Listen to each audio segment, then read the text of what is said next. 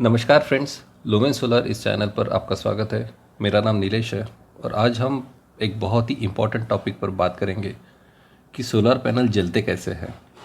दोस्तों, टॉपिक शुरू करने से पहले प्लीज़ इस चैनल को सब्सक्राइब कर दीजिए और बेल का आइकॉन भी ज़रूर प्रेस कर दीजिए ताकि आपको आने वाली हर वीडियो के बारे में नोटिफिकेशन मिलती रहे। तो चलिए आज के इस टॉपिक पर बात शुरू करते हैं। तो दोस्तों, मुझे कई लोग मिलते हैं जो मुझे बताते हैं कि उनके प्लांट का जो जनरेशन है वो सडनली ड्रॉप हो गया है, या फिर उनका प्लांट ठीक से काम नहीं कर रहा है, या तो उनके पैनल जल गए हैं, या तो उनका मॉडल ख़राब हो गया है। तो दोस्तों, ये सब क्यों होता है, आज हम इस टॉपिक पर बात करेंगे दोस्तों। तो दोस्तों, पैनल जलने के पीछे कई तरह के रीज़न्स होते हैं, जिसमें से आज हम दो मेन इंपॉर्टेंट रीज़न्स के ऊपर में बात करेंगे। तो दोस्तों, आपको तो जैसे पता ही होगा कि हमारे बहुत सारे सोलर सेल्स मिलके एक सोलर मॉड्यूल बनता है और कई सोलर मॉड्यूल का मिलकर एक पैनल बनता है। तो दोस्तों, होता ये है कि हमारे जो सारे सोलर सेल्स होते हैं वो एक दूसरे के साथ में सीरीज़ में कनेक्टेड होते हैं। दोस्तों, सीरीज़ में जो है वो वोल्टेज बढ़ता है और पैरेलल में है करंट बढ़ता है। अब होता क्या है दोस्तों, हमारे जो सोलर प्लांट होते हैं वो ओपन टू एयर होते हैं। उस पर कभी कोई बर्ड बीट कर देता है, या तो फिर कभी धूल बैठ जाती है, या तो फिर किसी प्लांट की परछाई आ जाती है, या कोई पाइप की परछाई आ जाती है, या किसी दूसरे पैनल की परछाई उसके ऊपर आ जाती है। इससे क्या होता है ना दोस्तों कि हमारा कोई पैनल का एक हिस्सा या कोई एक पर्टिकुलर सेल परछाई से ढक जाता है। अब एग्जाम्पल के लिए मान लेते हैं दोस्तों कि 72 सेल का अगर हमारा एक पैनल है, उसके एक 20वें सेल के ऊपर में शैडो आ गई है।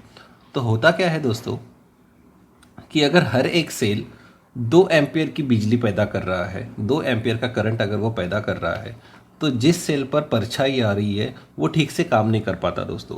अब उदाहरण के लिए मान लेते हैं कि वो 1 एम्पियर ही पैदा कर रहा है, या तो फिर 0.5 एम्पियर ही पैदा कर रहा है। तो उस वक्त में क्या होता है ना दोस्तों, वो पूरा उस सेल पर क्या होता है दोस्तों, हॉटस्पॉट क्रिएट हो जाता है। अब हॉटस्पॉट क्रिएट होने के कारण वो जो सेल है वो धीरे धीरे गर्म होने लगता है। अब उससे क्या होता है दोस्तों कि जो उससे सेलें लगे हुए 1 से लेकर 19 नंबर के जो सेल है वो अपना बराबर 2-2 एम्पियर अपना करंट प्रोड्यूस करते रहते हैं और वो आगे भेजते रहते हैं। अब लेकिन जो 20वें नंबर का जो सेल है वो ख़राब होने के कारण वो आगे अपना करंट आगे भेज नहीं पाता और वहाँ पे एक हॉटस्पॉट क्रिएट हो जाता है दोस्तों। जैसे कि आप इस इमेज में देख पा रहे हो दोस्तों कि यहाँ पे एक पंछी ने बीट कर दी है। तो जहाँ पे उसने बीट की है वहाँ पे वो पर्टिकुलर जो 2 सेल है वो जिसका जो अगर आप थर्मल इमेजिंग से देखो तो वो जो 2 सेल है वो ज़्यादा गर्म हो गए दोस्तों। वो ज़्यादा गर्म होने के कारण महीने 2 महीने में 4 महीने में क्या होता है दोस्तों, वो सेल जल जाता है। और वो सेल जल जाने के कारण क्या होता है दोस्तों, हमारा पूरा का पूरा पैनल ही जल जाता है। और उससे हमारे जो प्लांट की एफिशिएंसी है वो सडनली डाउन हो जाती है, क्योंकि हमारे बहुत जगह पे हमारे जो पैनल्स रहते हैं वो भी सीरीज़ में कनेक्टेड रहते हैं दोस्तों।